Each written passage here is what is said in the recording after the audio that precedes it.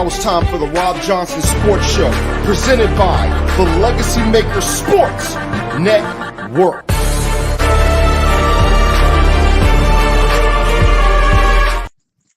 Hey, what's going on, I'm Robb Johnson. I'm here tonight again with Mr. Larry Patterson, Anytime Sports Network. How you doing today, sir? Let the people know again where they can find you, the work you've been putting in, and all that good stuff, sir. Yeah, man. Larry Patterson, Game Time Sports Network on YouTube, Facebook. Also on Instagram at Game Time 365 Sports. Y'all can follow me there. Check out everything from Prince Edward, basketball, football, baseball, and Longwood girls basketball, boys basketball, Ham City men's basketball. Yeah, man. We out here, man. Most definitely. All right, so as you guys can see those topics, we're going to get to those topics today. We are going to discuss them, etc. So before we do that, Larry, let me get your thoughts, last thoughts, I hope, on Caitlin Clark. It feels like she won the NCAA championship. That's all I hear about. And Larry, and the reason, like I said, tonight's show is going to be a little deep, my man, is because of this simple fact. I've barely heard anything. I've barely heard anything about South Carolina. I mean, I don't know. I don't know about you, sir, but I've barely heard anything about South Carolina. I've barely heard anything about Cardosa. I've barely heard anything about the greatness that Dawn Staley. I mean, we've heard some things, but my issue is that we haven't heard enough. We keep hearing about Caitlin Clark, and I get it. She's a star, and I wish people would stop saying hate, because when you hate somebody, you want to cause harm. People keep saying, yo, they hating on me, man. They're hating on me. They're hating. No, we're critiquing. We're just trying to figure out why in the world. We get it. She's a great shooter, It's not a race thing. I don't dislike her because she's white, because Breanna Stewart's my favorite player and she's white. My problem is that I just think that the media got on to this young lady and they're thinking that she's the one that's going to save basketball. But I just don't see it. They got her like as the women's, the Steph Curry of women's right now, basically. And like you said, because she's launching all the threes, right? She's launching all the threes. I mean, she takes double-digit threes each and every game. Now, some of those games she has good high efficiency, and some of them she's just a lot of shots she's just throwing up. But I mean, not to take anything away from her talent, she is a very talented young lady. More than likely, she will be the number one overall pick in tomorrow night's WNBA draft. If she wasn't, it'd be outrage in the streets. Oh man, it'll be riots, man. It'll be riots. But it's nothing to take away from her game, and it's not her fault. You know what I'm saying? But it's that media, like you said earlier. We haven't heard anything really about South Carolina. South Carolina won the women's national championship. Yeah, that's supposed to be a hot topic, From the time that they won last Sunday. I mean, you're still supposed to be talking about it some sort of way. But only thing you're talking about, and even when they won it, it was like you touched on South Carolina for a smidge, but it was basically Caitlin Clark, lost the national championship, not how South Carolina won the national championship. So I think it's a little unfair to South Carolina, Dawn Staley in South Carolina. But hey, the media, we already know what it is, but it's that media, man. And you wait till tomorrow night when she becomes the first overall pick, man. It's just gonna be headlines and stories all over.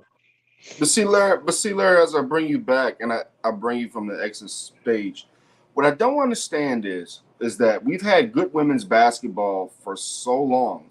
I mean, for so long. When you look at the Breanna Stewarts, when you look at Cheryl Swoops, she did Texas Tech back in '92. When you look at Cheryl Miller, when you look at Cynthia Cooper, I can make an argument that Cynthia Cooper during her time was the female Michael Jordan. I can make a case that she was one of the great players we've ever seen. You got to remember what the Comets did, right? What the Houston Comets did at that time, which is still a shame they're not in the league anymore. But That's crazy. it is. It's absolutely ridiculous. But what I'll also say is that, again, I don't dislike Caitlin Clark, but I get so sick and tired of people using the word hate, like um people using the word hate. I don't hate Caitlin Clark. We're just critiquing. We're just doing our jobs, which is mean we're critiquing. Like I said, is she one of the better players in the nation? Yes, but let's be honest, Larry, and then we'll get to the next topic. But last Sunday, she had 18 points in the first quarter, and what happened the last three quarters, Larry? 4 points apiece. Yeah, 4 points yeah, apiece. yeah. She didn't play. This is why I think Paige Beckers, when she comes into the league, long term will be a better player. Because a lot of times, Larry, you could put up a lot of great college stats. Doesn't mean you're going to be a great pro. She needs to learn how to be more of a team player, in my opinion. And people say this Iowa team wasn't that good, blah, blah, blah. Well, you don't just get to a national championship with one player. There are times when she struggled and the other parts of the team stepped up. So, and I get it. It's a media storm. They want to grow the game, but the women's game should have grown. I don't know if her father spearheaded this. I don't know if certain people spearheaded this. But, at the end of the day, I feel that we have great players in the league. I mean, look at Asia Wilson. Look how great she is. She's tall, beautiful woman who played in South Carolina. I mean, we got so many great players in the league now. I don't think players are hating on her. I'm using that word hating. They're just critiquing her, saying, "Hey, look, when you come into the league, you're going to see defenses like you saw for those final three quarters." You know what I'm saying?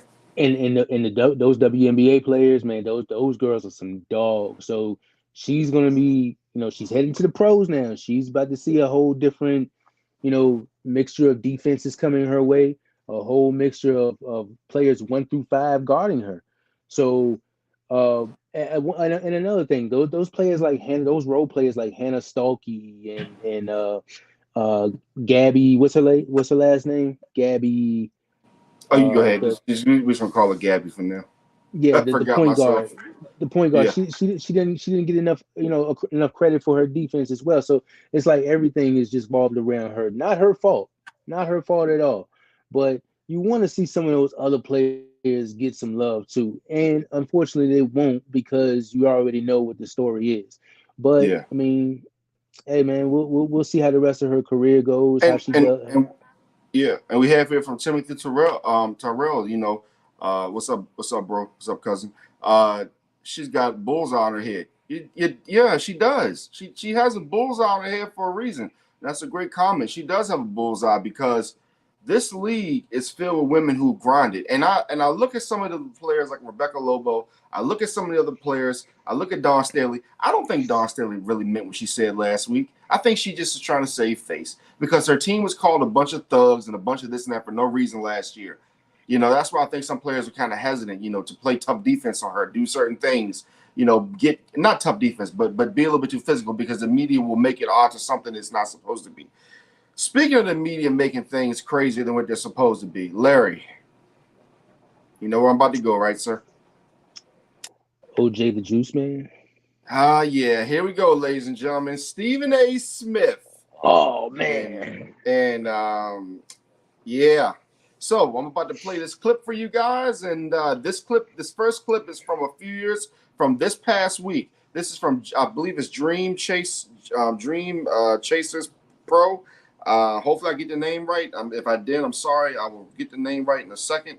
But this is a clip from his show, and then we're gonna go to a couple years ago what he said about OJ. All right, we'll talk about it. We'll talk about it. It's gonna might get a little crazy, but we'll talk about it. People believe that he committed those murders. I know that if I was on the jury, he would have been under the damn jail. I know that much. I believe he was guilty, but I don't know. I'm talking about based on the evidence that was placed before us during the trial, overseen by national television, and by most accounts, you found yourself believing he was guilty as hell. And in the end, that's what this comes down to. Again, you don't want to say that devoid of a heightened level of sensitivity on this particular day towards his family, who is innocent of all of that stuff. They have nothing to do with it. They can't control his actions, but based on his actions that we all witnessed on trial over national television for months upon months at a time, by and large, the belief is he's guilty. So you're not going to hear nor see an abundance of people feeling a lot of sympathy for him today. You know, the Lord will deal. My pleasure having me on, sir. I got a question for you, man. Have you been following what Stephen A. Smith said about the O.J. Simpson trial by chance? It might be the cockiest thing that I've ever said. Christopher Darden and Marsha Clark did an absolutely horrendous job as prosecutors. Because if it were me, there's no way in hell Johnny Cochran would have beaten me with that evidence that they had. You lived the case. You were part of Johnny's team. Question for you, sir. Could Stephen A. Smith have beat Johnny Cochran? Could he have convicted O.J. Simpson? I love Stephen A. Smith, but that is one of the least intelligent things I've ever heard uttered from his mouth. Really? You know, I mean, look, the guy can argue. I mean, Stephen A. Smith, there's anything he can do. He can argue with the best of them. He's a smart guy. You don't think there's a chance in hell he could have, like, put together a case more compelling than what Marsha Clark did? Evan, I don't think there's any chance in hell that he could ever do anything near as talented as Marsha. Yep. There we go, ladies and gentlemen. There you go. Larry, you heard it. You heard the comments from Stephen A. Smith. And all I have to do is ask you something, sir. In the court of law, does your opinion matter? Yeah, it should. It should. It does. Your opinion matters. But also, if you're not convicted beyond a reasonable doubt, are you guilty or are you innocent? At the end of the day. Yeah. I mean, listen. I'm not saying anything about OJ that I'm not saying that he was the perfect human being. I'm not saying it at all, because he wasn't. OJ Simpson was nowhere near a perfect human being. He did some effed up things. But you know what, ladies and gentlemen? A lot of people did some effed up things. I'm still waiting on Emmett Till's murderers to be charged. But hey, listen. But hey, Stephen A. could beat Johnny Cochran because we have that crabs in the barrel. I'm sorry, ladies and gentlemen, we might get a little deep here now. I'm sorry, but I don't care. We still have that crabs in the barrel mentality where it's like, I can beat you, black man. You can beat me, black man. He had no chance in hell of beating Johnny Cochran. Your thoughts on that, sir? Yeah, man. Johnny Cochran was one of the greatest lawyers. And I'm not like a political,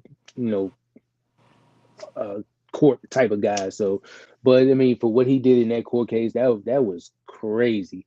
For him to get off of that. I know he still served some jail time, was some prison time. For I think it was, what was he?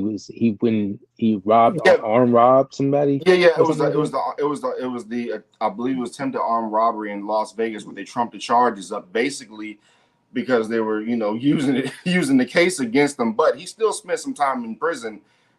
Because he ran from the police. A lot of times if you flee, you're still going to get 3 months in jail anyway. But when you're dealing with a cop like and an investigator like Mark Furman, who was a racist beyond racist, and then for him to dish Marsha Clark like that when she did the best job she could. And I've told you, Larry, I've sat in courtrooms before because I sit in there and I do the writings and all that. Those court cases are no joke. You got to sit there. Imagine this went for a year. And Johnny Cochran said, if it does not fit, you must acquit. And at the end of the day, this was 94, 95. And you're telling me that they couldn't convict an NFL player like O.J. Simpson? It would have made them look good. And I understand the civil trial, but people have to understand this. It is a lot easier. People are talking about, well, he lost a civil trial. Do you know how easy it is to win a civil trial? Over a criminal case. So, this is what I'm going to do for O.J. Simpson tonight. And again, this has nothing to do with me dissing the people who passed. Because at the end of the day, ladies and gentlemen, it is about the results. And the results are basically this. The court found him not guilty. I can't change that. Okay, if they found him guilty, then I mean, our justice system is flawed enough as it is. When you got 10 people coming in there who pretty much damn near want to leave anyway, they don't really want to be there. You know what I'm saying? Like, they don't really want to be there.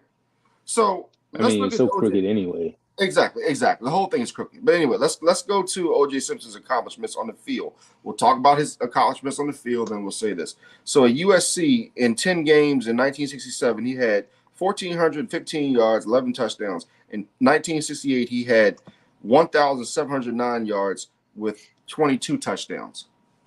I mean, I mean, that not many people have those type of accomplishments. Now, let's go to his NFL career.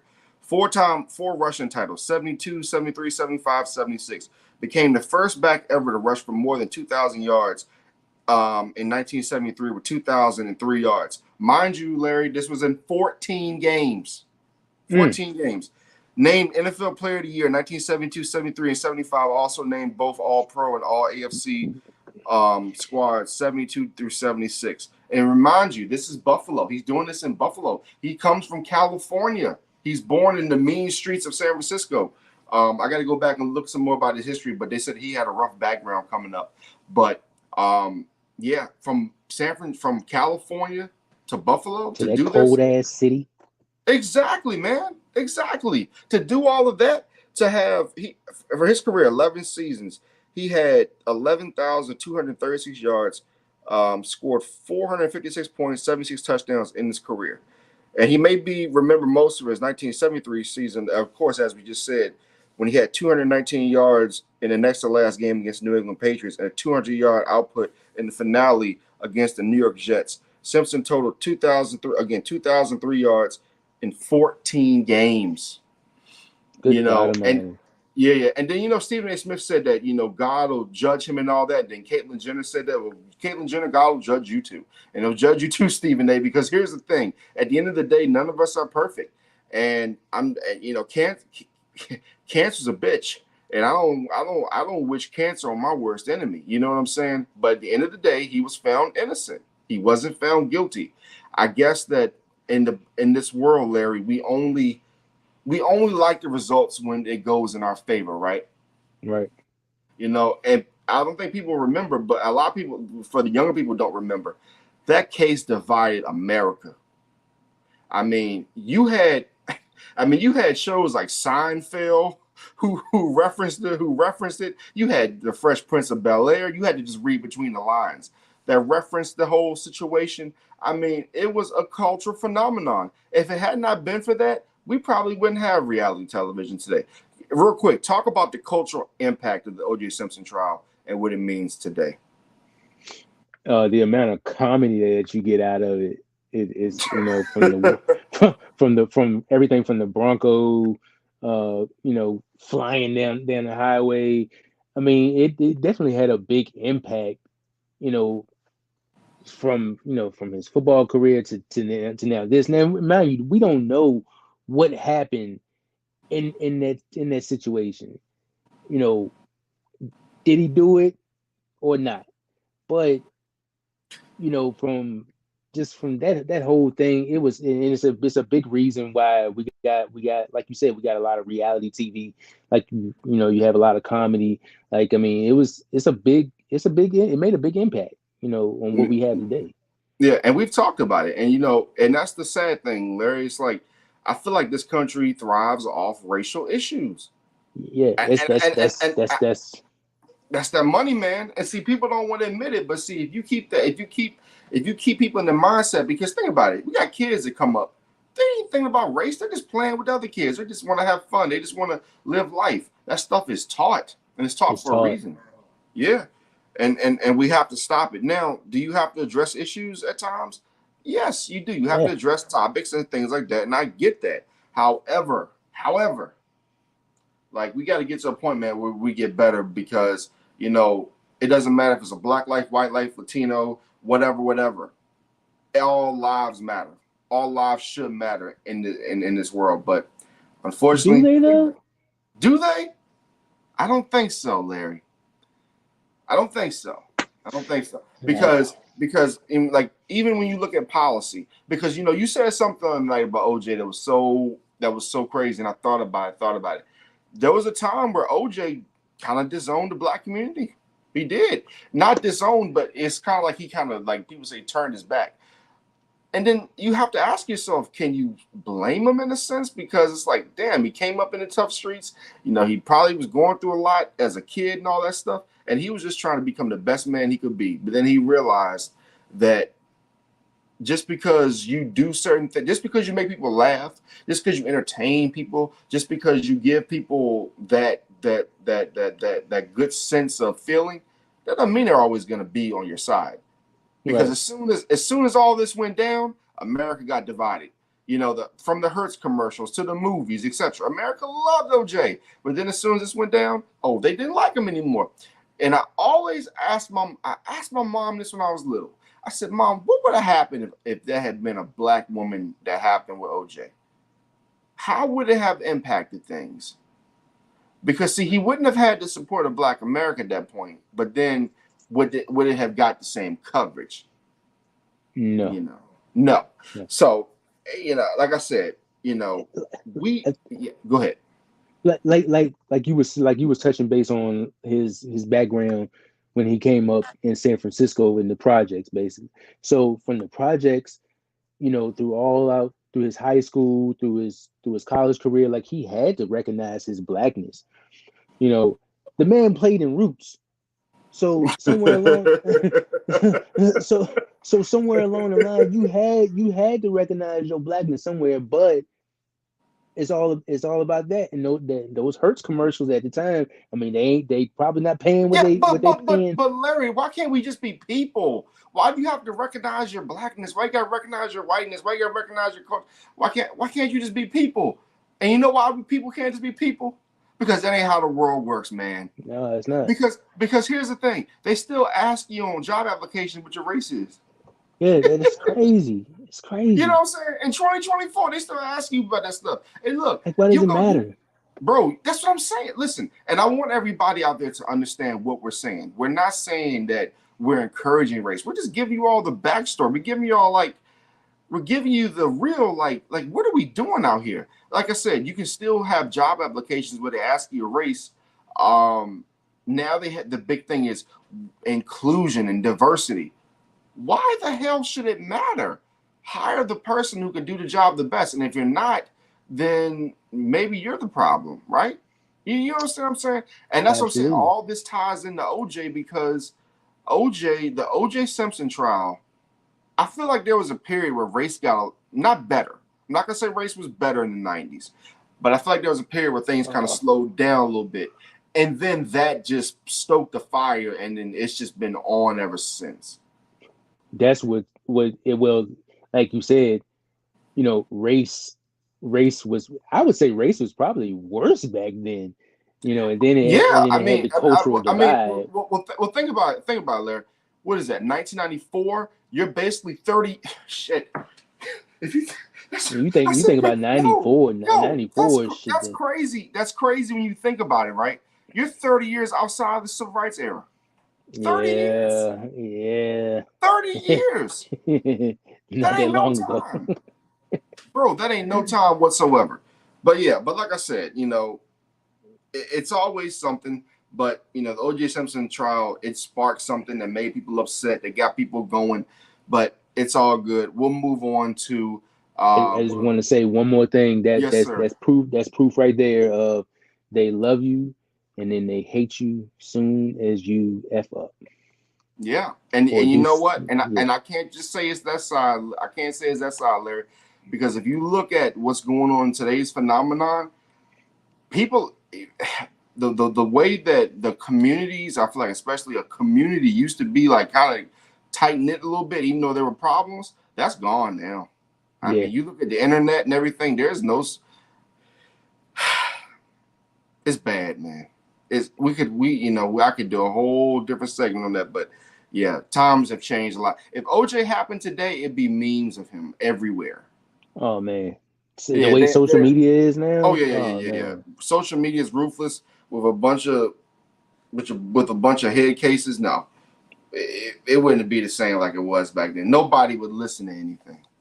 Imagine seeing that police chase on Facebook. Oh my God, I can only imagine. I can only imagine the idiots. Oh my God, I can only imagine.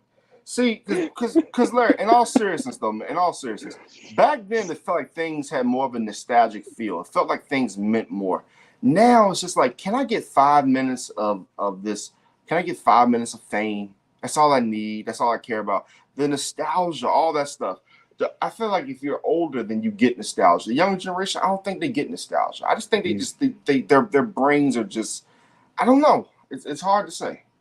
It's just, one in ear, in one ear, and going out the other, and that's it. Yeah, Like, definitely. back But then like, we yeah, processed a lot of things. definitely.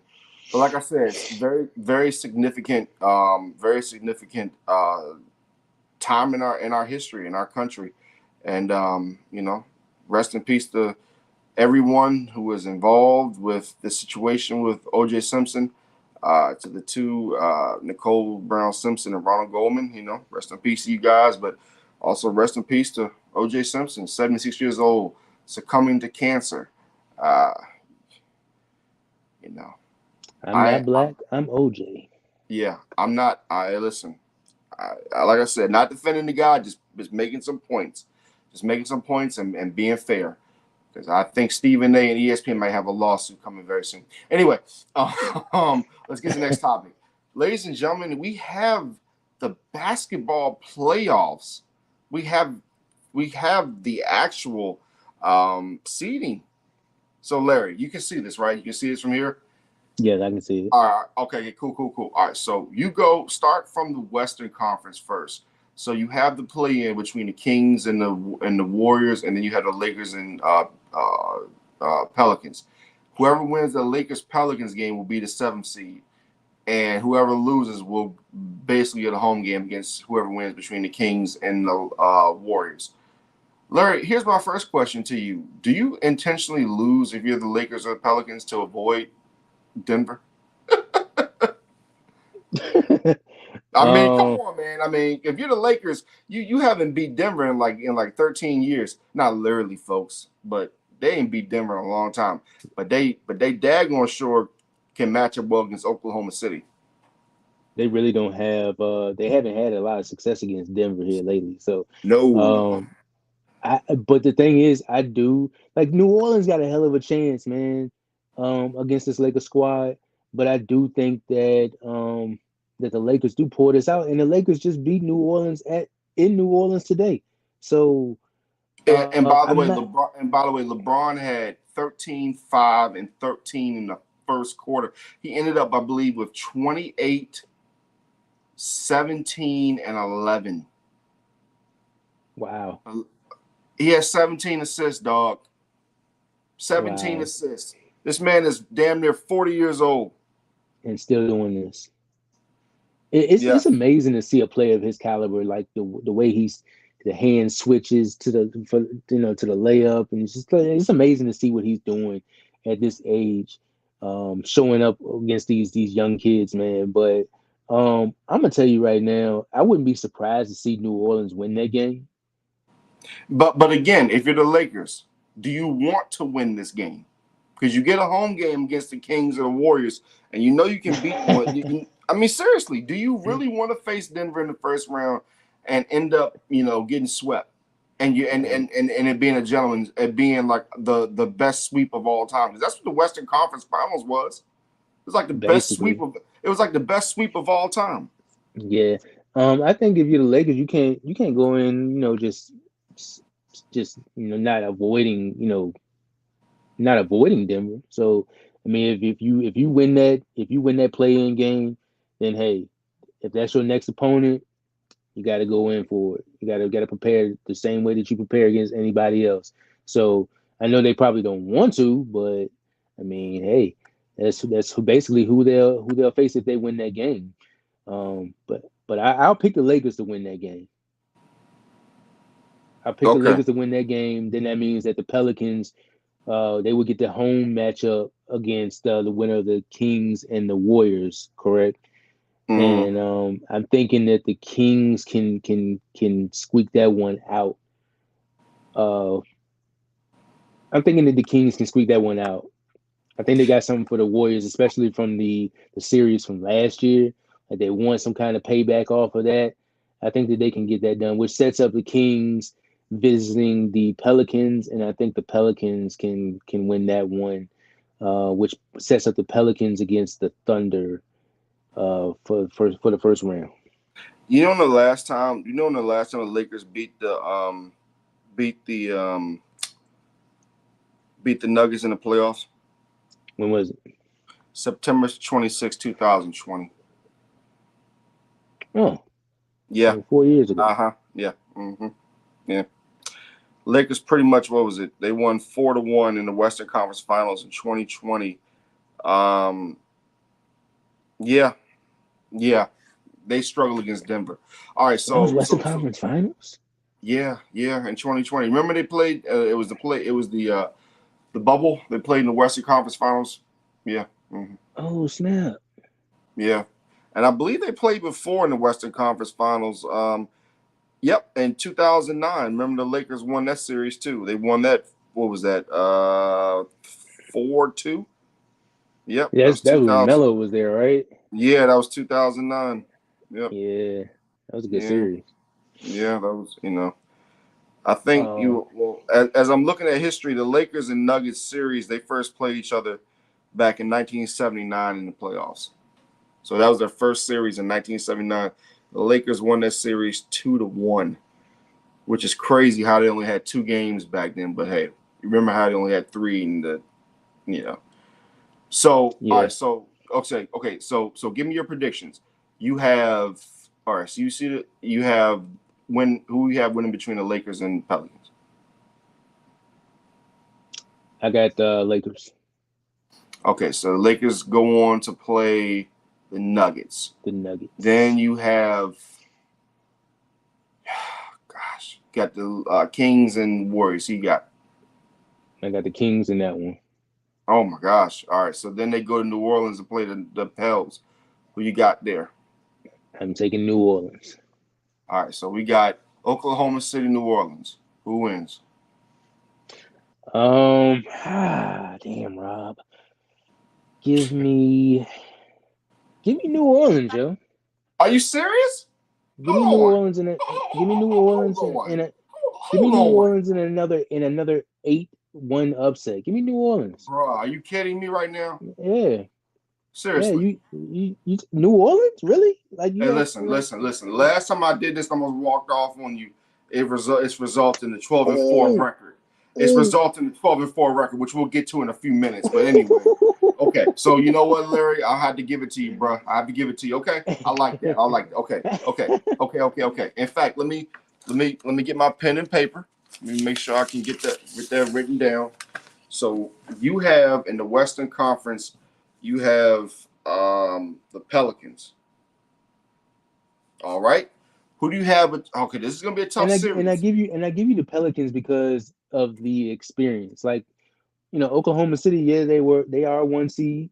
Mm-hmm. They just finalized that today, but they've been at the top pretty much all season. But So are you it trying? comes, So are you trying to tell me that Zion Williamson needs to take this bull by the horn, man, basically? Yeah. he Okay. I better. got you. Hey, listen. I understand where you're coming from, buddy. I definitely understand where you're coming from. That makes sense. All right. So let me. All right. Well, I can say this too, Larry. There are a lot of dangerous series. If you're a top seed in the Western Conference, it's like you're not even a top seed. You know what I mean? Exactly. So, So look. Okay. So this next series, tread very carefully. Clippers versus Mavericks, and I feel like in this series, it's all about health. Who can stay healthy? And the other factor, could James Harden finally show up in the playoffs? Man, And that's a can big Russ not question. screw it up? And that's a big question. Why Mm. when I found out these two teams were playing, I'm like, man, why do we have to get this type of matchup in the first round again? And this is starting to become like a little rivalry, especially because these two teams that met multiple it's a times in the playoffs. no. This is a Well, it is a rivalry rivalry. because Kawhi Leonard and Luka Doncic want to outdo one another. And Kawhi wants to listen. That's the one thing I fear, Larry. I fear that Kawhi might try to do a little bit too much to prove a point that he's better than Luka. And next thing you know, he gets a sprain, blows a knee out, etc. I hope that doesn't happen because Man, I they hope need not. Kawhi. They need Kawhi Leonard to win this series. So who do you got, Larry? Damn, Rob. Give me the Clippers in 7 games. Damn. Gotcha. All right, this Yeah. next series very tough because Damn. and I'm gonna tell you, I don't think Minnesota will want it any other way. Minnesota, Phoenix could very easily win this series, but I don't trust Phoenix. I don't trust their health. Hell, I can't trust Minnesota's health, but I really can't trust Phoenix's health. You know what? This series right here is a throwback series. This is like one of those 90s series. Yeah, I agree. Yeah. It's like one of those 1995 series that you just get home. You get home on a Saturday afternoon with your grandpa, and it's like 6 o'clock in the afternoon, and you're ready to watch some Western Conference basketball. This is going to be in Jim Ross's voice. It's going to be a slobber knocker for these two teams. I feel like it's possible it can go 7 games. I think it will go 7 games, but I think Phoenix will win. You gotta give it to Phoenix. Gotcha. I think if they're all healthy, which that's a big question. That's a big if. All right, so let's go down to the Lakers and Nuggets. Do the Nuggets take out the Lakers again? Yeah, but they don't sweep them. How many games? 6. Damn. All right, let's go to the. Good God. You know, I heard so many people talking trash about Milwaukee today. You know Milwaukee's the smartest team in this bracket, right?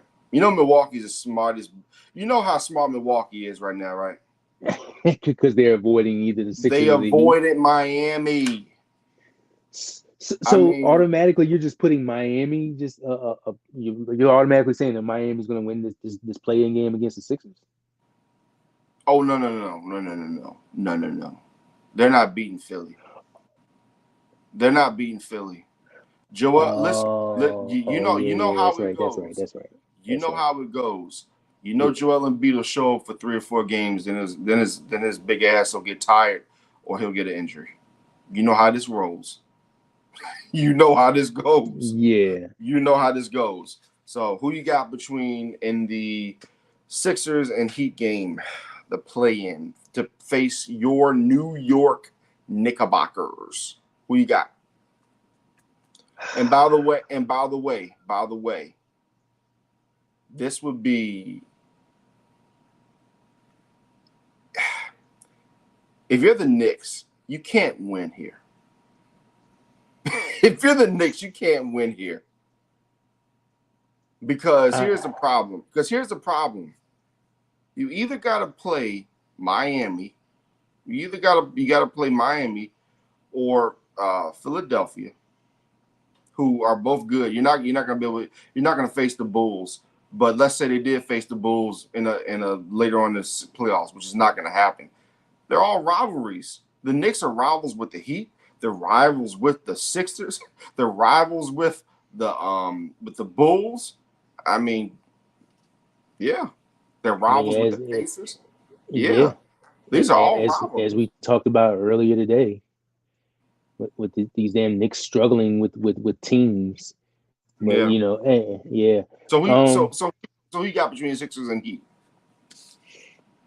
You know what, Rob? I want to take the Sixers. Yeah. But you can't sleep on the Heat, man. And this time, this is when the Heat actually wake up and they play their Please game. don't say the word. Please do not say that word. Please don't say that word. Don't say what word. Don't. You know what I'm talking about. Please don't say that word. Heat culture. Don't say it. Hey, I'm so sick of hearing that damn word. Heat culture. I mean, they put it on their uniforms now, so you can't ignore it. Oh my God! They put it on their courts. They put it on it's all over the arena. Well, why don't they call it? Hey, listen, why don't they call it LeBron culture? They ain't won a championship since he left. Facts. True. Or call it the Jimmy culture, because I mean that's who's been getting them there. 2 finals I mean, appearances. he's been getting there, but he ain't been but like Keaton Clark, he's not been getting it done. Get it done. You're right. You I'm got just to get being it done. honest. You got to Can't get get it it done. done. All right, so who you got? Who you got? Bro, give me the Heat, man. You got the Give me Heat. the Heat. Give me the Heat. Okay. So you got the Heat. So we got the Knicks playing. We got the Knicks playing the Heat. I don't like the matchup. All right. So then that means that the 76ers will play the winner of the Bulls and Hawks. The Hawks have to go to Chicago. Who wins between Chicago and Atlanta? Give me Chicago. Chicago. Yeah, because Atlanta needs a reset, and I think Trae Young sooner or later is gonna be in San Antonio. All right, so then we got the Sixers against the the Sixers. My boys ain't beating Philly. They're not beating Philadelphia unless Joel Embiid gets a stomach ache. Unless they had one of those games that they had today, man. I mean, those you gotta face it. Like the Bulls, I don't know what's going on with them, but The it's like, Bulls have a deep team for some reason, man. It's yeah. weird. It's so weird how the Bulls have such a deep team. Lonzo's supposed to be back next year, so we don't know how that's gonna go. Lonzo's gonna be back, so maybe they're playing for next year, bro. I don't know, but so who you got in that game? mean, So you got the Bulls winning. So then you got the 76ers against the Bulls for the right to play the Boston freaking Celtics. Who you got in that game? give me the Sixers. Okay. All right. So so it's set. We got the Celtics against the 76ers, which is a hard game. Cleveland, Orlando, Milwaukee, Indiana, and then the Knicks against the Miami Heat. All right, so who you got in the game between the Celtics and the 76ers? Sixers. I got the Celtics winning that in 6 games. Okay. Joel Embiid does not get over the hump. Gotcha. Who do you got between Cleveland and Orlando? I feel like if Orlando can steal one game, they'll win the series. Yo, this series right here is probably one of the best series. I'm gonna be honest, as far as like young talent, you know. I think Cleveland wins this though. Let me say this. I love Orlando having that old school logo as well. I love it. Absolutely. Yeah. I'm gonna take Cleveland. You're gonna take Cleveland. Okay. All right.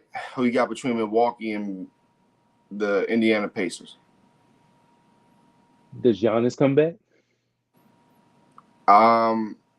Honestly, I think they can win the series without Giannis. I think they play sometime. I think Dame need if Dame has to play this series alone, I think that's good for his psyche. If he plays alone, he loses. That confirms everything I've thought about him in the last 5 years. Hey, listen, it's his time. Can he get it done? Yes or no? Yeah, I agree. Dame heavily relied on. If no Giannis, Bobby P is going to have a couple good games. I'm talking about 31-point games. Yeah. Give me the Bucks in 6 games. Gotcha. All right, Knicks. Like it, but... All right, Knicks and Heat. I'm going to take the Knicks. I'm going to take the Knicks in 6 games, baby. Gotcha. Okay. So, all right. Please so that was that. So now you got Pelicans. You got the Pelicans against the Clippers. And you got the Suns against the Nuggets. Shoot. Who you got? Give me the Clippers. Okay, so you got the Clippers in the Western Conference Finals. And who do you have in the Western Conference Finals between the Suns and the Nuggets? Give me the Nuggets. Nuggets. Woo. All right, so your next series, you got Celtics against the Cavaliers. Who you got? Yeah, give me the Celtics in a sweep. Oh shit. All right, so Celtics in the sweep. They're in the West. They're in the Eastern Conference Finals. Bucks against. Oh God, this is gonna be a crazy series, but it's gonna be in New York. It starts in New York, and Giannis will be back for this. Knicks against Milwaukee. Who you got? Christ. And remember, just remember, before the season, I had Knicks and Celtics in the Eastern Conference Finals. You know Who what? you got? I'm going to Knicks Celtics in the Eastern Conference Finals. Knicks in how many games? The Knicks And they can't lose. And listen, and this is so critical. They cannot lose any games in MSG. None. They They can't lose any games in MSG. Nope. None. 7 games. Gotcha. So your Western Conference Finals is the Clippers, Nuggets, Celtics, Knicks. All right, I'm gonna make mine simple because I think I've already given my answer. So this is mine, so we can match our Eastern Conference Finals. I have the Lakers winning. They play the Nuggets. I have the Pelicans losing to the Warriors. I have the Warriors playing the Oklahoma City. I have Oklahoma City winning. I have Dallas. I have what do you call it? The Clippers winning, and then I have Oklahoma City winning. I have Oklahoma City. I'm not even going to talk about them other teams. I have Oklahoma City in the Western Conference Finals. Okay, I got Oklahoma City in the Western Conference Finals. Now, in the East, of course, you know I already picked between the Heat and the 76ers. I got the Sixers and I got the Heat beating the Bulls. So I got the Bulls being knocked out. God, I can't believe I'm doing this. I got Miami beating Boston in the first round, prompting major. I'm talking major changes at head coach for Boston, and a whole lot of. It's gonna be bad. I got Miami upsetting Boston in the first round. There's things what Boston's been doing that I have not been liking, and I just gotta trust Heat culture. I got Orlando beating Cleveland. I got Milwaukee beating Indiana, and I have the Knicks beating the Sixers. I have the Knicks beating Milwaukee. I can't believe I'm doing this. I got the Orlando Magic beating the Miami Heat. So, wow. Hey, I'm serious, man. It's something about that team. It's something about them young dudes, man. So my Western Conference Finals is Oklahoma City against. Are you ready for what I'm about to do, Larry? I got Oklahoma City against the Minnesota Timberwolves. I think Minnesota does some special things. Yes, sir. And then in my Eastern Conference Finals, I have the Knicks against the Orlando Magic. Wow. Yeah. I think it's about to get real crazy, dog. So tell me, and we're gonna go one by one. Clippers, Nuggets, your Western Conference Finals. Who you got? I got the Nuggets making another trip to the NBA Finals. Okay, so you got the Nugs. I sound like Wendy's now, Nugs. Oklahoma City. I'm sorry, not Oklahoma City. Who was your East teams? Your East team was the Celtics Knicks. and the Knicks. Celtics and Knicks. For some reason, I'm getting mine confused with yours. Who you got there? And this can't be biased. Who you got? I got the Celtics. Of course you do, sir. I got the Celtics in 5 games. Oh, gee. Damn, man, you got to do that. You had to do that to him. You're just facing the reality. So Oklahoma City, Minnesota. I have Oklahoma City winning. And I have the Oklahoma City Thunder playing the New York Knicks in NBA Finals. OKC versus NYC. Why you gotta do that to me, man? In a very, very interesting NBA Finals with a lot of star power. Why you gotta do that to me, man? So you're I'm sorry, man. That's just how I feel, brother. So your NBA Finals, Nuggets, Celtics, who you got? I got the Celtics. How many games? I got the Celtics in 7 games. Who's your MVP? Jason Tatum. St. Been a Louis in the house. whole lot of scrutiny with him in the last finals. By him Well, not showing up. I think yeah. he shows up big time in this one. Well, I tell you like this: if they face that Miami Heat team in the first round, they screw it up. I'm telling you, it's gonna get bad in Boston. That's all I'm saying. In my NBA Finals, Oklahoma City versus New York Knicks, I have the Knicks winning in.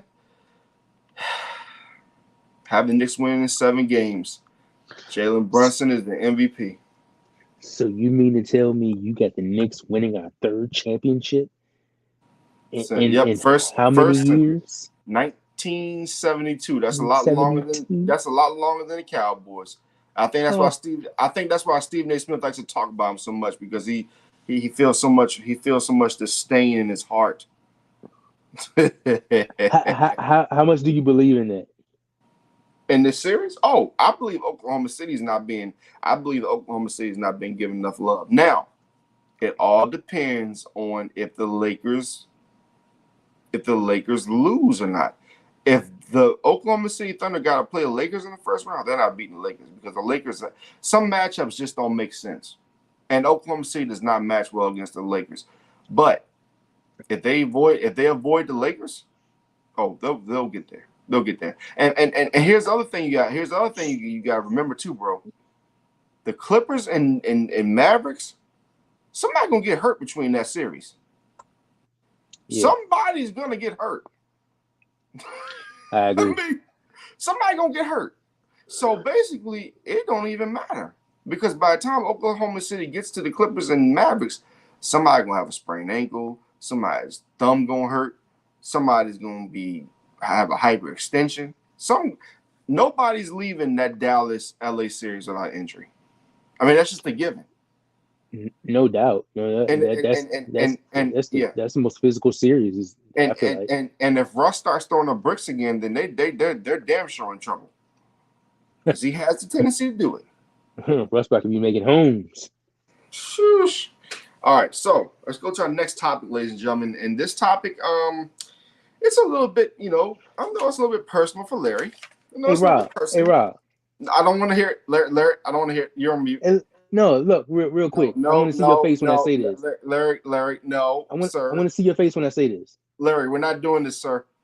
No, this is from the last topic. I want to see your face when I say this. Okay.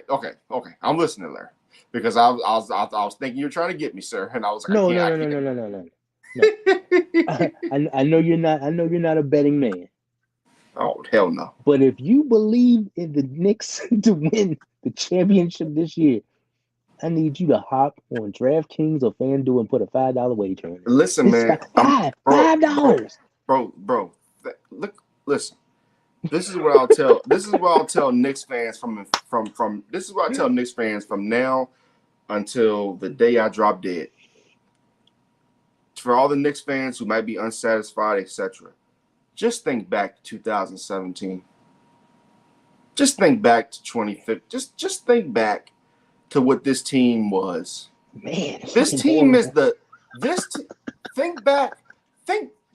back to when Jeff Van Gundy led an 8 seed against the San Antonio Spurs, which we all knew they didn't have a chance in hell. A team that had Carmelo, a team that had Isaiah Thomas, had Isaiah as their head coach. Is a team that it was cursed by Reggie Miller, cursed by Patrick Ewing, cursed by a whole bunch of things. Phil Jackson, OJ.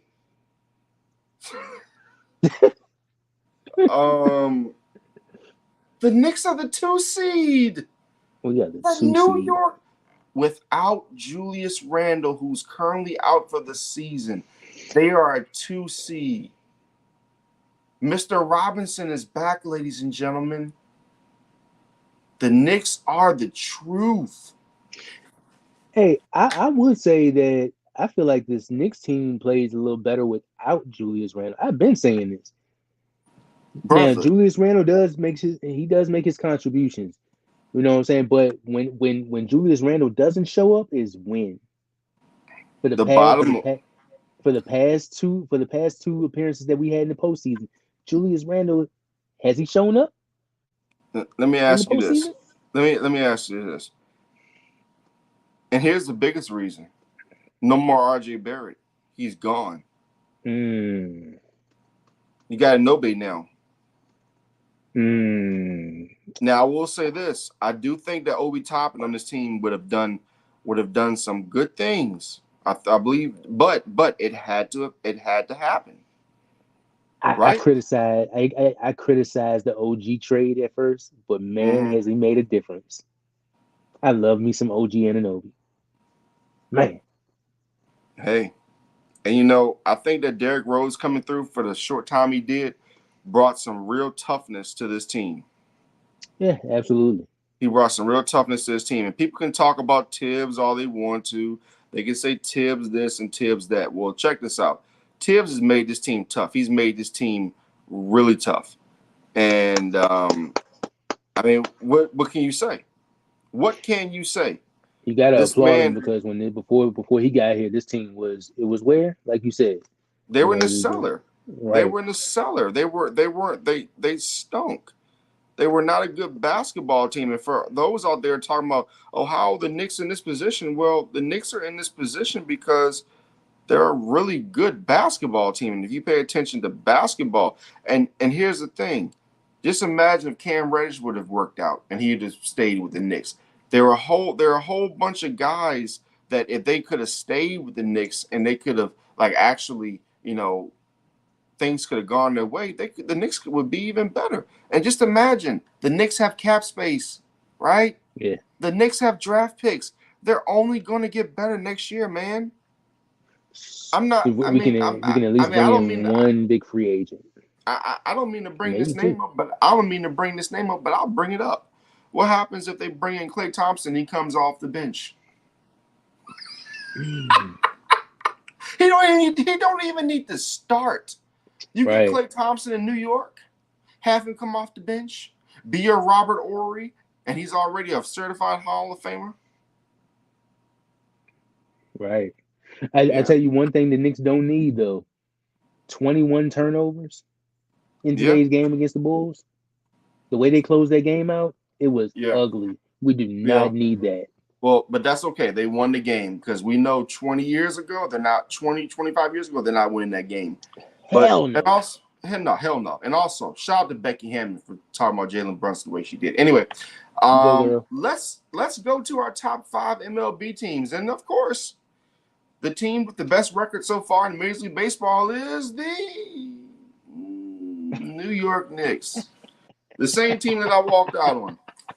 But hey, listen, man. It's still early in the season, but right now the Knicks are the best team out there. It is what it is.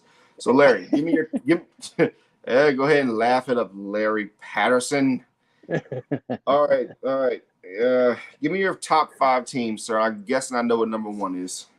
All right, so we're gonna start with top five. We're gonna start with top five because I'm gonna Yeah, say five through I'm gonna 1. say That's the number rule. one, especially for you, buddy. So number five, I'm gonna go with the Hold, Atlanta hold on, hold on, Braves. hold on. Let me ask you a question. You said number 1 is special for me. So who's number 1? The Kraken? No, no, no. We gonna get there. A nice. I got something real special for you at number one. Real special for you. So at number five, we got the Atlanta Braves. I think the Atlanta Braves got the win today, did it? Yeah, they Against won. They yeah. won. They beat the fish. They beat the fish. They beat the Marlins. So what They was beat it? the fish, man. They beat the fish. So did they sweep them or was it 2-1? No, it's 2-1. 2-1. 2-1. Okay. So they swept Arizona what was it last weekend or so? They lead the NL East. They lead the NL East. That's irrelevant to the playoffs, honestly. I don't care about that until they get to the playoffs. Yeah. Yeah. So they grabbed one game out of three against against the Mets this past week. They have games against Houston and Texas coming up. So that's gonna. I know Houston is going through a little slump right now, but I think they'll get it together. But this Atlanta Braves team, they lost Spencer Strider for the year, like we was talking about yesterday. I think that they still have what it takes to to keep going and eventually win that NL East. So at number 4, I'm going to go with another team I told you look out for, the Kansas City Royals. Hey, they lost today. It's all good. It's all good. So who's your number 3?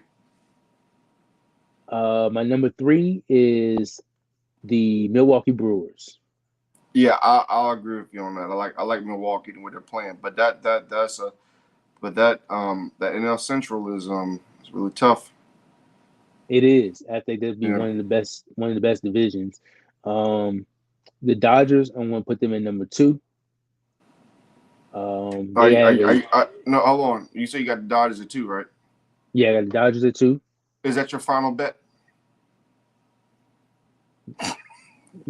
Yeah. Yeah. Make sure nobody can see your account now.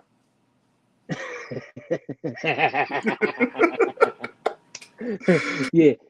And then number 1 is the Yankees. Okay, we got it. Cool. And number 1, the one team when you was on this screen and you sailed out of you flew out of the screen faster than Gail Devers at the Olympic line. You said what? And then you just flew out of the front of the camera. It's still early in the season, Larry. It's still early in the season. It's still early in the season. Very early. I know, but I just had to say, the way you flew off the screen faster than Michael Johnson. When I said the Yankees and you said what, and then you flew off the screen, I just had to bring that up. I just had to. This team has not lost a series this year so far. And this was the same person that said, what? And he had the best record in the league. They got at Toronto. They got Tampa Bay. They got Oakland in the next 3 series. Oh, yeah, we lost one today. But we beat Cleveland twice yesterday in a doubleheader. But you got to go to Toronto. Had to say that. Well, guess what, sir? Tomorrow, the next 3 days, you got to go to Toronto. And sometimes Toronto can be a house of horrors. And then the Rays come. The Rays always beat you. Then they got the A's for what, 4 games. They should beat them. But then they got to go to Milwaukee. They got to go to Baltimore. And then they got to face a decent Detroit team. Then the Astros are going to come. They're going to come to New York looking for payback. You got to go to Tampa, which they always lose at the Trop. They got to go to Minnesota. Who the hell wants to go to Minnesota? Then they play the White Sox. I mean, hell, anybody can beat the White Sox right now. They suck. Then they play the Mariners. They suck too. Then they go to the Padres. You know, they'll probably hook up with Rey Mysterio, so they'll probably be distracted. Then they go to the Angels. Ryan Washington has made them better. Then they got to go to the Giants in San Francisco. They got to deal with the demons of OJ. Then you got to go against the Minnesota Twins. I mean, then on June the 7th, they have the Dodgers coming in. The ticket prices are going to probably $15,000 a seat. Only the rich and famous will be able to get into that game.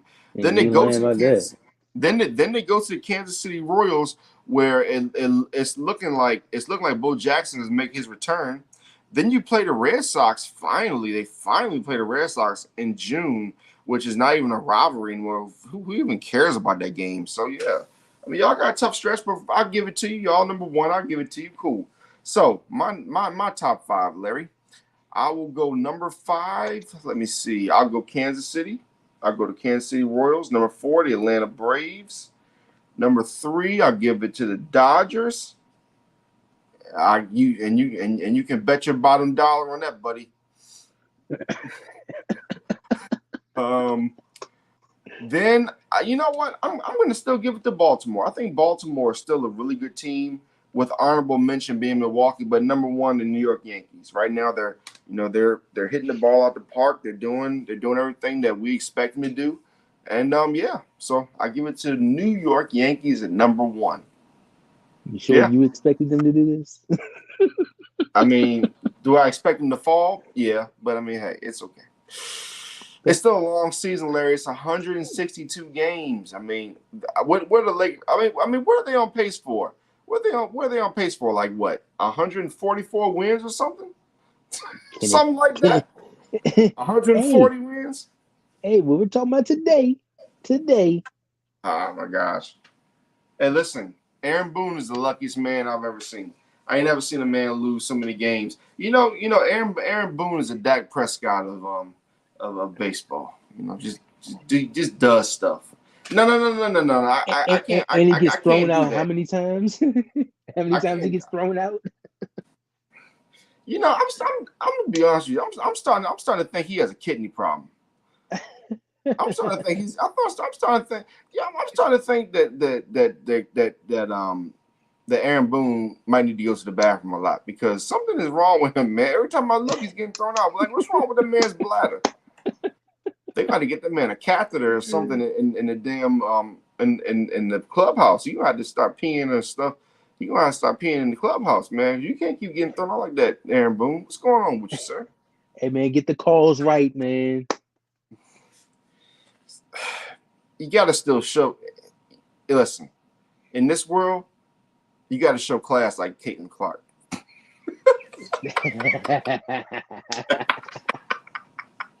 Now let's go to the next topic. NFL. Finally, some NFL.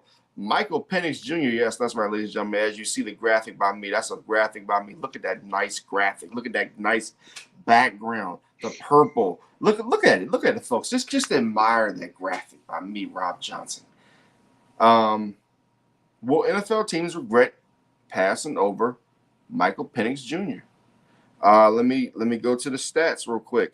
As everybody knows, he started off at the University of Indiana, where, I mean, let's be honest. The only thing we know about Indiana football is Antoine Randall and Michael Penix Jr. His best season there, he had 14 touchdowns and 4 interceptions before he got hurt. His next season, 4 touchdowns, 7 picks, but his best years were at Washington, 31-8, 36-11. In the 2022 year, he had 4,641 yards, and then this past year, 4,903 yards. Larry, will teams regret passing over Michael Penix Jr.? I don't think so. I don't think so. I think You sure some about that, Larry? teams. You sure about that, Larry? You sure I don't. about I that? don't think so. I don't think so. And I tell you one reason. I tell you one reason why.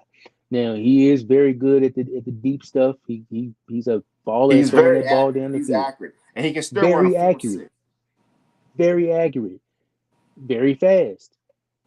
One thing about him, wherever system that he goes into, which I hope it's a great system that's going to cater to him, but also elevate him as well. Throw some of that underneath stuff through the middle of the field. That's some of the stuff that we really don't see of him that he's probably going to have to do when he gets to the next level. I think Because teams are going to. I hate to cut you off. I think teams are going to regret passing this guy. I think in the next 5-10 years, we're going to look back and we're going to think how stupid teams were thinking that some of these guys were better than Michael Penix Jr. I've been on record. Michael Penix, Bo Nix. I think these guys are going to do great. If I'm the Denver Broncos, I cannot let him get to number 13. I believe it's 13 where the Raiders are. If I'm the Broncos, I cannot. He is going to haunt me they're going to haunt them guys for the next 10, 12 years. Michael Penix in a Raiders uniform is very scary. If he gets to the Raiders and he gets to Antonio Pierce, it's going to be a problem. I believe so. Even if he goes to the Giants, I believe the Giants are instantly a better team. You know, there are a lot of teams out there.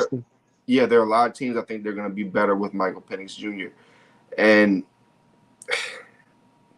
the guy's a winner, man. He was at Indiana. He tried to get through injury. He couldn't.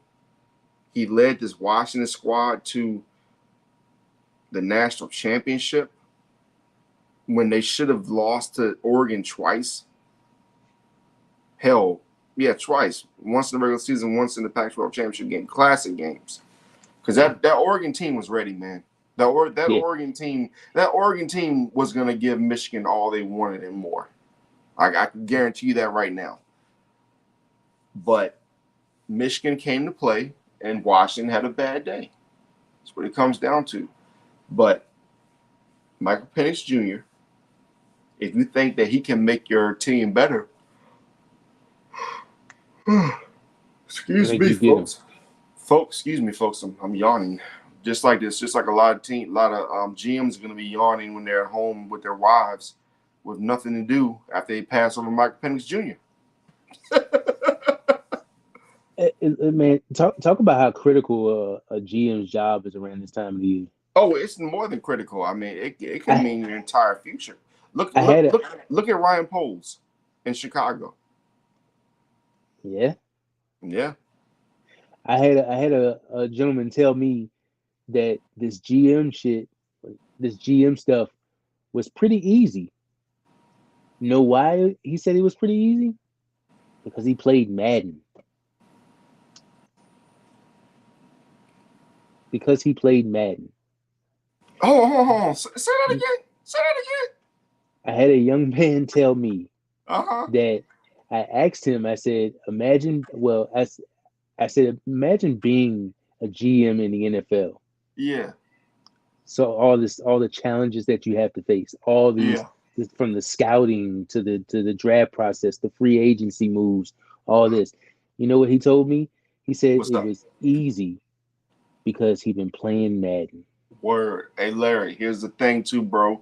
I got breaking news here on the Rob Johnson Sports Show. So every time I play NCAA football, right, whenever I've played, I've had created teams. I kill people I don't lose for like 10 years. And like I'd be so into it. I create all my players. I'll be dominating people. I'll be acting like I literally be acting like I'm in the game because I'm a former athlete. So it's like I have to act like I'm in the game. Like I will literally go into a game thinking my character like I'm actually doing something, and I realize like, oh shit, I ain't playing. But breaking news: Larry Patterson, since he is pretty much an honorary oos of the Legacy Maker Sports Network, he will be in my game this year. I will put Larry on my team. And you know what we're going to do? We're going to get an HBCU and we're going to dominate. We're going to dominate. Larry, what do you want your position to be? If you're a defensive end, I can get you at least 10 sacks a game. Give me defensive tackle. I'm going to put you a defensive tackle. How much you want to weigh? 400 pounds. Shut the fuck up.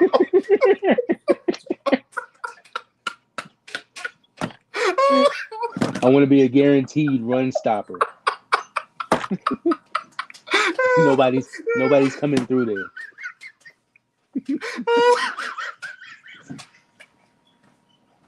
I want interior pass rush to be top notch. Oh shit. Oh shit. Oh shit.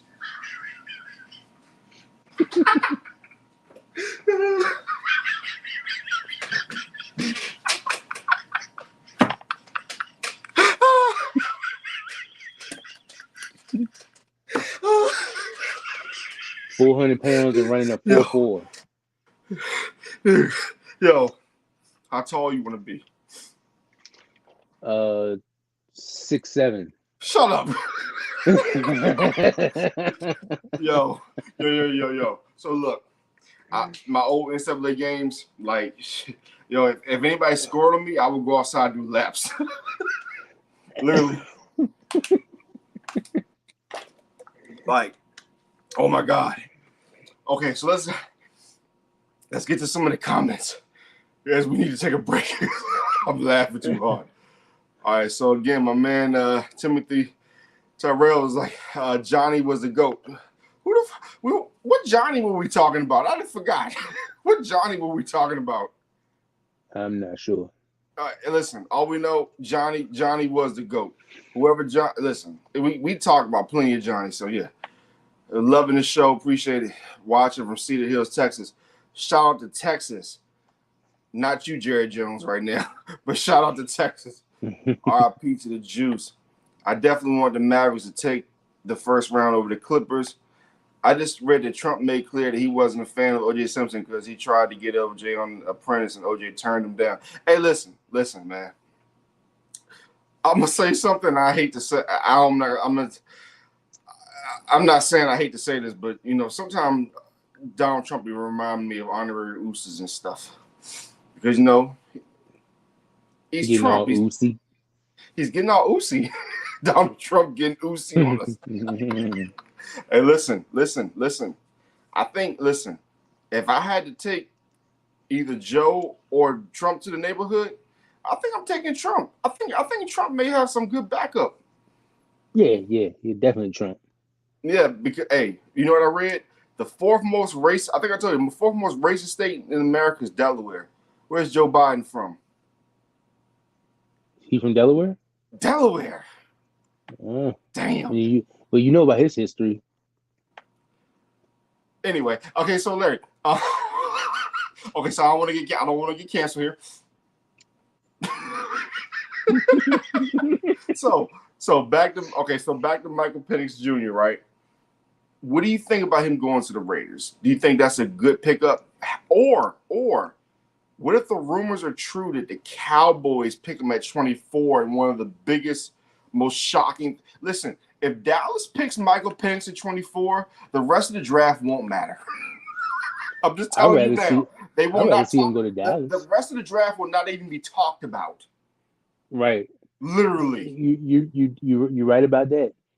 You're right about that. As much as First Take and all these other morning programs jump on the Dallas Cowboys, imagine if they do pick Michael Penix. Imagine if they do pick him. Bro. Oh my God. Bro. Is Dak all Prescott they did, done? look, Larry, all they did was made a trade for Trey Lance, and they were saying they were asking was Trey Lance going to be the starter. Yeah. He won't even nowhere near the starter. I can't get him to complete a pass in Madden. How the hell he going to be the starter? Look, listen, the only play I run with Trey Lance in Madden is 5 wide. He runs to the corner and throws the ball to Mike to CeeDee Lamb. That's it. Or he runs the ball. That's all he does. Hell of a run. He ain't doing nothing else. Hell of a run. He ain't doing nothing else. So Larry, so before we get to the next topic, again, you want to be a defensive tackle. you want elbow pads? No elbow pads. Okay, what kind of visor do you want? You want the sweet visor or do you want the hardcore visor? I want the team color matching visor. And I want that neck pad that sit up like goddamn like Bill Romanowski used to have back in. Hey, bro, listen. This ain't Bobby Boucher's days. Them neck pads gone. You can't wear them no more. Hey yo, you remember when the football players had the pads that were so big, and it's like nobody really ever got hurt, but now they got these new technology pads, and it seems like everybody getting hurt. Yeah. Yeah. The damn women's pads are bigger than the. Good God Almighty. Hey, yo, Big Shirley's pads is bigger than dudes. Yo, the size of Big Shirley, that's how I want my player to be. Guaranteed run stuffer. Guaranteed interior pass rusher. You remember when Big Shirley gulped down all that beer within like 5 seconds? That was crazy. When she burped and she caused a hurricane up in there. Yeah, well, guess what? It's going to be a hurricane on some of these teams when they're going to pick Michael Penix Jr. See what we did, ladies and gentlemen? That's what you call a tease in the business, ladies and gentlemen. That's what you call a segue. All the way, segue. See, I effed it up. I effed it up, Larry. I was trying to rap, you know what I'm saying? I do got a rap song coming out very soon, but, you know. It's gonna be a hurricane wave. How that 6'7", 400-pound interior pass rusher comes through. All right, yo. All right, fine. So let's get to our second to last topic. The teams will regret not picking Michael Penix Jr. I say they will. Now, who is your greatest college basketball team of all time? I don't even think I even have a graphic for this, but anyway, who's your greatest college basketball team of all time? Can I pick multiple? Leave it to two. It's Yes. too many. It's too many great teams out there. It's too many. It's too many. But that's what I'm saying. Like that's why you're on the Rob Johnson Sports Show, because we want you to feel the pressure. We want you to feel the pressure, sir. Like we want, I you're know here I for. probably. I know I'll probably get burned for some of the teams that I will miss out, like those Duke teams and those UNC teams. But one team I am gonna go for. It's your list, sir. It's your list. The Florida Gators team with Al Horford and Corey Brewer and Joakim Noah. Did that team go back to back? Yeah. I gotta throw them in there. I gotta throw Okay. them in there. The chemistry that Okay. they You know what? have. You know what? You get three. You get three. Go ahead. Give I me get three. 3. Okay. Give me three. All Give right. me three. All right. I'm gonna surprise you with my last one. I bet All y'all right. won't. Bet you won't. Okay. I got a feeling I know who it's gonna be. Do you? Yeah. You Okay. damn right. Hey, look. Hey. In the words of my grandpa back in the day when he was sipping on that stuff, you're damn right. All right. My second one, I'm gonna give it to the Duke's men's team with Mike Dunleavy and Jay Will. Those are some good. The 01 team? Yeah. Did they? Were they the runner up? I think they won. I think they won one of those years. Yeah. They I think they won the championship with them. Mm-hmm. So that was some of the best basketball. I was young then, so that was some of the best basketball that I was seeing. In all seriousness, Larry, that's when Duke was Duke, because Yeah. you go in the Cameron Indoor Stadium back then, sheesh. Or when remember when JJ Redick, who we don't give enough credit to, when he used to go into Duke, oh my God, it was ugly. They couldn't do that today. No, absolutely not. So give me your top three. Give me your third team again. And my third one is that Maryland Terrapins team that had Juan Dixon and Steve Blake on it, the one that won the national championship. Mm-hmm. That's my third team right there, because I know a lot of I know a lot of people wasn't expecting them to win that championship at that time. Okay, now here's the thing. You can go many different avenues. Mm-hmm. But the 1996 Kentucky team, sheesh. I mean, you could go 1983 with Five Slamma Jamma. You could go 1994 with Arkansas. You could go, again, that 2001 Duke team that had Shane Bad. They had everybody. Now, I'm going to tell you a team. I'm going to give you my three. Give a team that was so underrated, man. And this team still doesn't get love today. That 99 UConn team with Rip Hamilton, who Michael Jordan had, but he ain't had no players, though, right? Yeah. Michael Jordan had no players, though. Rip Hamilton, who did what? He went to Detroit and did what? Oh, he won a championship. And if it hadn't been for LeBron's heroics, would have probably gone to another finals. Who did they beat? Oh, that's right. They beat Shaq's and Kobe's Lakers. Don't forget about that. Surprising series too. Oh yeah. Don't forget about that. I'll say this: if Michigan had actually won, they would be there. Mm-hmm. I'm gonna give you another. This is not on my list. I'm gonna give you an underrated team. That 2008 Kansas team. Oh, they were good. That 08 Kansas team was good. Well, when they played Memphis in the national championship game? Yeah. And that Memphis team, if that Memphis team had won, they would have been up there too. Now, when you're talking about Duke, that 99 Duke team, when they were 37-2, sheesh, they were good. So, my number three. That was one of the best college basketball games ever, man, with that Memphis and Kansas. Oh, my God. To cut you off. No. You're good, bro. Like I said, at the end of the day, I'm going to tell you another team that was very underrated. They didn't win it, but that UMass team in 96, Marcus Camby. Remember Calipari was the head coach. That team was, but they're not my top team. You could even go back to You can even go back to, let me make sure I got them right here. You can even go back to some of those Indiana teams back in the day. But again, the 96 Kentucky team, that's who I have as my first one, right? I Mhm. could have gone Georgetown at 85, but I didn't. Even though I'm a huge Thompson fan, and Coach Thompson, God rest his soul, was one of the great coaches we've ever seen. But I go 96 Kentucky at number 2. Man, I know a lot of people are gonna now again, another honorable mention, that 2012 Kentucky team with Anthony Davis. God, they were good. But Yeah, I agree. but number 3, I go 96 Kentucky.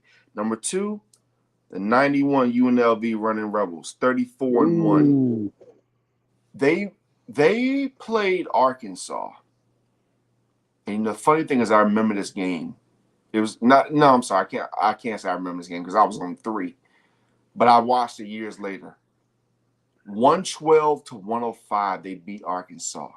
Man, They that were was a high game. destroying teams. Do you know they even played James Madison that year? Yeah. They played James Madison that year. They beat some decent basketball teams. There are conspiracy theories about was that game against Duke fixed or not. I don't think it was fixed, but something went right because they had just beaten that Duke team 103 to 73 a year before. And we can argue that that team the year before was one of the great teams, all-time great teams. I mean, Larry Johnson, Stacey Augmon, come on, Stacey man. Augmon, yeah. But this team right here, I believe you could have gone 92 Duke here. You could have gone 82 Carolina with Jordan. But for me, man, number 1, simple. 1972 UCLA Bruins with Bill Walton. Ladies and gentlemen, you see and hear Bill Walton as a loudmouth, as this dude that talks too much. If Bill Walton had never gotten hurt, he could have been the greatest basketball player of all time. And I'm not kidding. You kids out there say, oh, Bill Walton, he's goofy. Bill Walton was the truth. 1972 UCLA team. Go back and watch the highlights. One of the greatest coaches of all time, John Wooden. Very true. So that's my list, and I'm sticking to it. Now, let's get to our last topic as we approach 11 p.m. here on the East Coast. Our top 12 first-round picks in the WNBA draft. Larry, how confident are you feeling about this one, man? For me, when I look at this topic and I look at everything that surrounds it, and there we go right there. There are your top 12 teams. I'm sure that you have your options over there because I have my options here sitting in front of me. They're your top 12 teams. If you want to go all 12, you can go ahead and I'll do mine. All right, I'm gonna start with number 1. Of course, we know who's going first. Caitlin Clark from Iowa. You sure? Ho. You sure she's going number 1? A million% sure she's going number 1 overall. And I'm gonna tell you like this: she is going number 1. But if I was Indiana, I know you're not going to draft Cardoso. But just think about Cardoso and Leah Boston together. But anyway, I digress. Sitting at number 2, I see a lot of mocks at Cameron Brink going number 2 overall. But she's a great player out of Stanford, but I get what you're saying. Yeah, she was. But how about you go Camila Cardoso at number 2 overall? I mean, she's just coming off of a championship. I mean, she can work the middle. You know, she can rim protect. Well, this has to do with star power as well. So who do you think has more star power between? I think Cardoso has more star power than Brink. Even though Brink is a big name, I think that Cardoso has a star power. Absolutely. Absolutely. Number 3, Chicago Sky. I'm going Rakia Jackson from Tennessee. Hey, and here's the thing. Here's the thing, bro. They got a lot of picks. They got 2 picks in the top 10. So I mean, they got to make it count. Yeah, I got them Somebody's got to make Chicago proud. right. At number 4, I'm going Cameron Brink to the Sparks from Stanford. So you get you another big up in there. At number 5, Dallas Wings, I got JC Shelton from Ohio State. Okay. Number 6, I got Angel Reese going to the Washington Mystics. Not too far from How the big? home. How big do you think that would be? Because I think that right now Washington as a whole is missing that star power. But I'll also say this: if Washington does not draft her and she falls to Chicago, and you get Jackson and Reese, man. And I even made the suggestion earlier today that the Liberty, either the Liberty or the Dream, move up. Why not? If you're the Liberty, why not move up? If you're the Liberty, why not move up and get that extra big body? If you're the Atlanta Dream, you bring Andrew Reese to the ATL. I mean, but hey. Yeah, I agree. I wanted to do some trades in here, but I wasn't really trying to mess with it like that. Going in number 7, the Minnesota Lynx. I have Aaliyah Edwards. You must have did a trade. Well, no. It's this was the updated because I know there were some trades earlier, so this is the updated up to now. So Okay. No, you're good. So you got Leah Okay. Edwards from Minnesota. I think Aaliyah that's Edwards a from good Minnesota. fit. I think that's a good fit. At number 8, Chicago Sky. I got Nika Moore from UConn. Good defensive player. We saw that in the in the tournament this past couple weeks ago. Okay. Oh, hold on a second. So Mystics were 6, Chicago 7, Minnesota's 8. So you got Dallas now. So Minnesota's 8. Okay, I had Chicago at 8. My bad. No, you good. At number 9, Dallas. I got Alyssa Pilley from Utah. Oh, that's a good pick. Yo, she's so underrated, man. She is the way like her ball movement, like she's one of my favorite players. She's a sleep. I mean, and it's sad to say she's a sleeper, but I mean, then again, there's only 12 damn teams in the league. I mean, there's only like so many teams in the league. So I mean, but at the same time, it's like, man, she is such a good player. She is. Her ball handling. I just feel like number 9 is a steal. Yeah, her ball handling, the way she led that Utah team this year. Like I said, she's one of my favorite players, man. At number 10, the Connecticut Sun. I got the chick from Australia. Naya Dewey. Puat. I'm not trying to disrespect her name, but I'm pretty sure you know what I'm talking about. At number 11, the New York Liberty. Nadu Push. Nadu Push. Yeah. Nadu Push. Okay. Yeah. Appreciate that. And number 11, New York Liberty. I got Charisma Osborne from UCLA.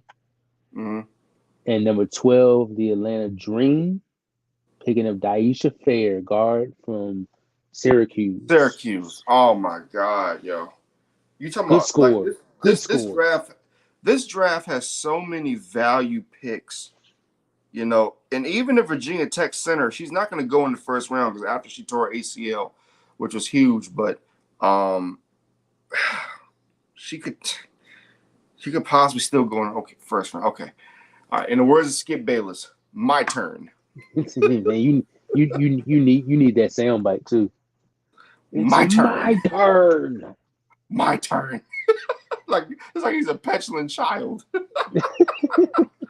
So, at number 1, I have the Indiana Fever taking.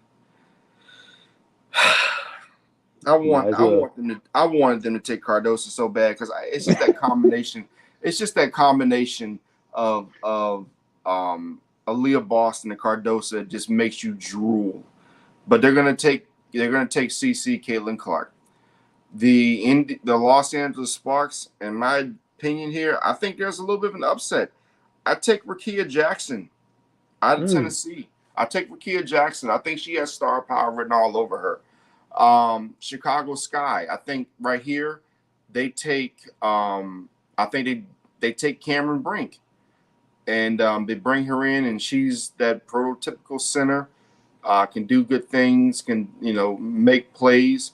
But if you're the Sparks, you get Rakia Jackson, and it's like a mismatch. And then you bring Cardoso, so you can get Cardoso number 2. Or you can get her at number 4. I mean, so basically you win all the way around because you get Rakia Jackson, and then you get Cardoso. So hey, and number 5 through 4 is so many decisions you can make. Exactly. And at number 5, we have the Dallas Wings, and who are we gonna pick here? Who are we gonna pick? That's hard. You know what? I'm gonna give you the upset here. I'm gonna go Deja Fair from Syracuse. I think she's such a dynamic guard. I think that she'd be good for Dallas in that situation. So I'll go her there. At number 6, the Washington Mystics. I'm gonna give you another upset. Elisa Pila from Utah, your girl. I think she would be perfect in Washington. I think she's got that big body. I think that she will do good. At number, Miss Pila. Oh, okay. And number 7, I have Chicago taking Angel Reese. I think she'd be perfect in Chicago. She fits the culture. She fits that tough culture, and she'll bring eyes back to Chicago basketball because the Lord knows they need it, especially with the Bulls right now. My God.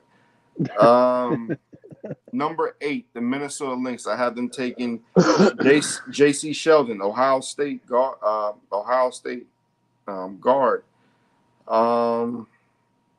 Let's see, the Dallas Wings at number 9. Did I do the Wings already? I believe you did. I did Minnesota. Did you do Chicago at 8?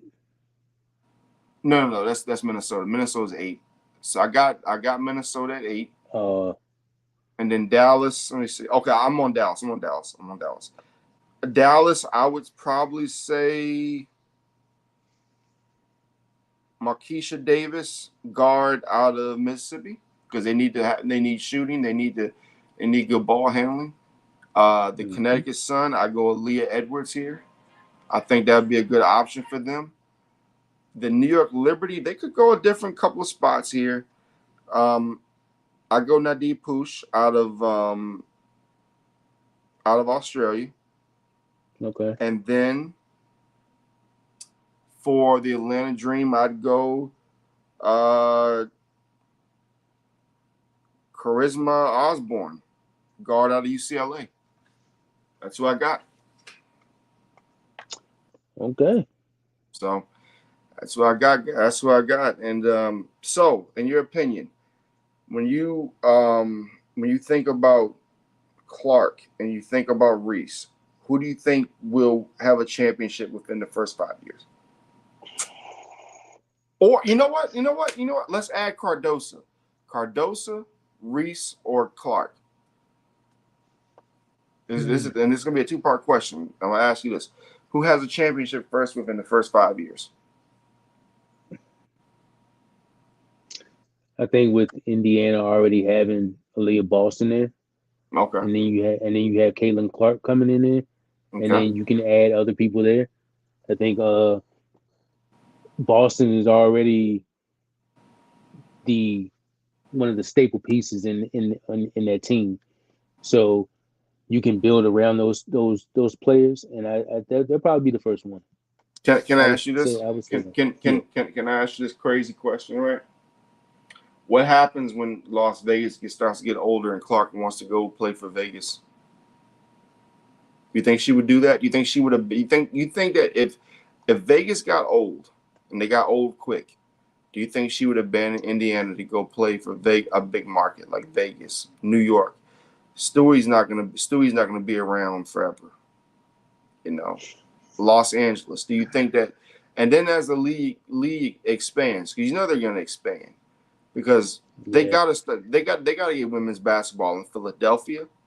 In my opinion, this is just my opinion. They got to get back in Houston. They got to get Philadelphia. They need to get some of these big markets. Do you see Caitlin Clark in Indiana for her entire career? I don't. I can. You can I see her in can. Indiana for her whole career.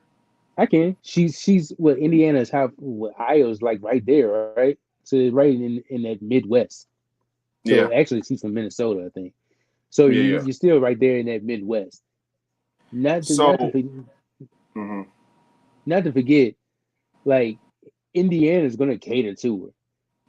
You don't bring true. a player like that of her caliber there, and you don't do the necessary additions and steps to make this team to make this thing work.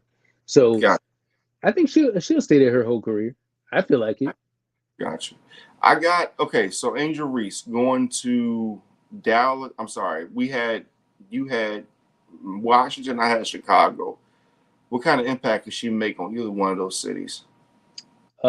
Big impact, especially on whether it's Chicago. You said Chicago, right? Yes, sir. You had to go into Chicago, like you mentioned earlier. Tough environment. She fits the bill there. Now Washington still tough environment. She fits the bill there. Plus, she's practically from there. So uh, I think she'll work. I think I want to see it work out in Washington more. Plus, with the way her style is, the aggressiveness that she does bring, you know, on the defensive end, on the offensive end, crashing those boards, the way that she brings that attitude to the game is something that Washington needs. So, with her being there with Deladova and Hmm. whoever else is there, yeah, I like that. I like that addition over there. I think she can bring some stuff over there. Definitely, definitely. I think that it's going to be an exciting season, but they got to get things rolling. The UFL has not got my attention yet, so hopefully the women can bring something to this spring season of sports, because right now, like I said, man, I was trying to watch a UFL game earlier today. I was, got a little quick break, man. I was like, I can't do this. So, I don't know. Yeah, It's just sleep. different. It's just different now that it's not called XFL anymore all the way. So yeah.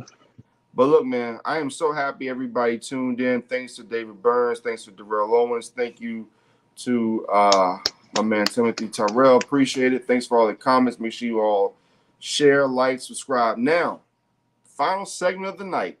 Larry, tell them how you feel, sir. No holds barred. No stopping you now, sir. Ain't no stopping me Oh, we are now. we doing this? Um, Oh yeah. Let them know how you let's feel, sir. Let them know how you let's. feel. I'm gonna let the WWE know that I'm not really happy with the direction that they're going with this Cody Rhodes thing. You know, my man, Corny son of a bitch. Corny son of a bitch. my man Corny Tribal son of Chief a has bitch. lost the title Oh, sorry. I'm sorry. after Sorry. over 1,300 days of with the title. I'm not liking it. I'm not liking the direction that it's going. They promised change. They promised that it's going to be a new era within with the past Raw and the SmackDown. I'm not liking it. So we'll see what happens tomorrow night and this Friday. But as far as this new era with Stardust as the champion, I, I'm I'm not happy with it. So yeah, hope you get that, and let's make some changes. Hey, can you give me one of Can you give me one of Stardust's hisses? His hisses? What does he do? What does he do again? Show me. What does he do? What does he do? How does he do it? Yeah. What is it? What is this? Like, what is this? You know what? That's as bad as when your boy was doing this.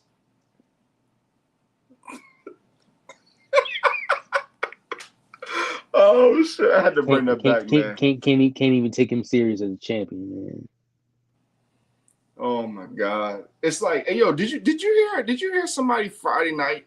They're like, you suck. Did you hear that? I heard it. I know you had to hear it. Somebody in Detroit was like, you suck. I didn't hear it. If Oh, I did, heard I probably forgot about it. Bro, I heard it. Somebody was like, you suck. Let me see. What I need to talk about tonight. What was I talking? Wasn't I talking about something earlier? Something I was talking about earlier. I was gonna go off on something. I can't remember. I've been up for like 2 days. I don't remember. Something I said I was gonna go off on tonight. I can't remember either. Was it something dealing with professional wrestling? I don't know, man. It was something. I'm trying to remember. Oh, anyway. So let me say this. I got a couple of things for you all tonight. First of all, championships matter. Win your championships. You don't get to be on Saturday Night Live if you don't win a championship, Caitlin Clark. Number 2, stop the violence. Too much violence going on out there. Too much going on in the city of Richmond. Too much violence going on out there, with just too many things. We got to come together as a community. Now, if somebody steals your crab legs, beat their ass.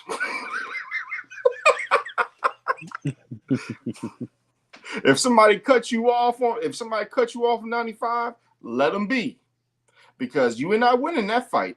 If somebody cuts you off on 95, I can guarantee you, if you try to have confrontation, you're gonna end up in the hospital or worse. Just let it go.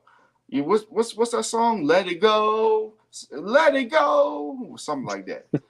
I also want to shout out my man Larry Patterson for being one of the great defensive tackles of all time. 6'7", 400.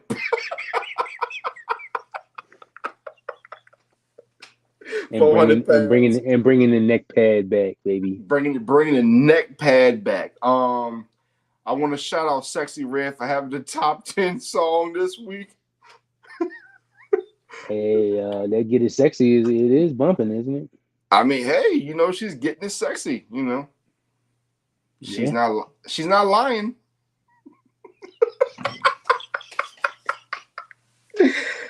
Shout out Drake as well for finally responding. Oh my god. Yo, man. See, I respect J. Cole more, for not choosing violence. Yeah.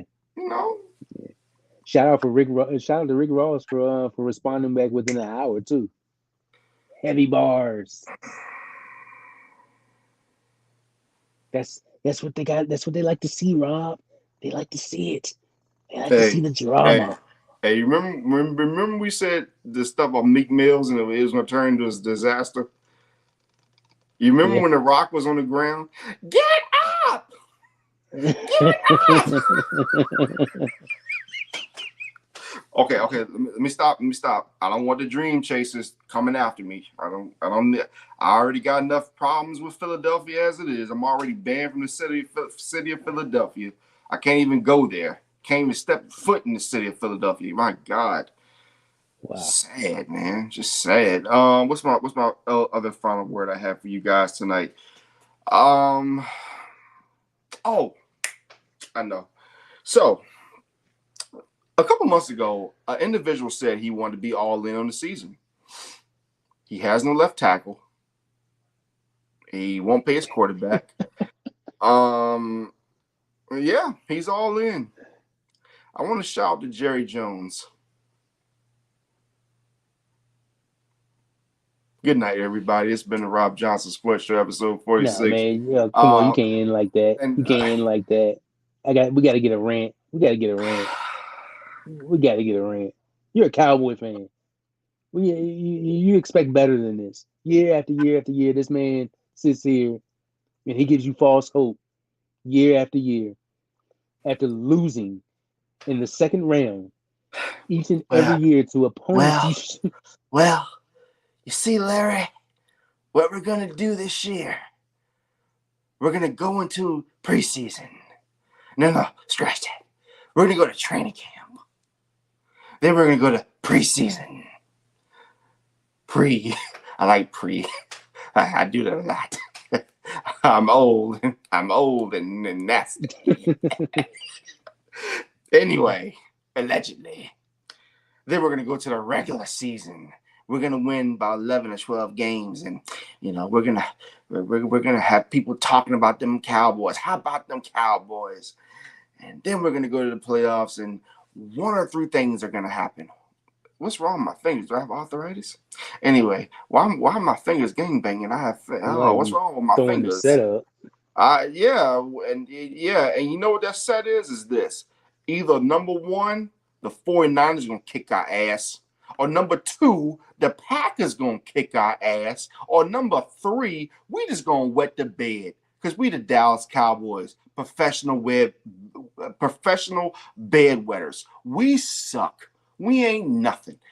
Every time I look, Dallas does something stupid. But you know what? It's okay. Because I don't talk about the Cowboys that much. Because at the end of the day, they're still America's team. You all still love them. And I know this because I look on social media and that's all y'all talk about. Y'all talk about the Cowboys more than you talk about your own damn team. America. Some of y'all, America. Do it for America. Just like a famous poet said one time. What was his name? Riley Freeman.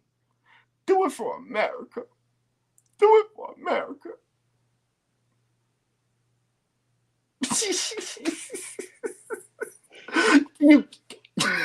I can't say that online, but anyway, in the words of Riley Freeman, good night.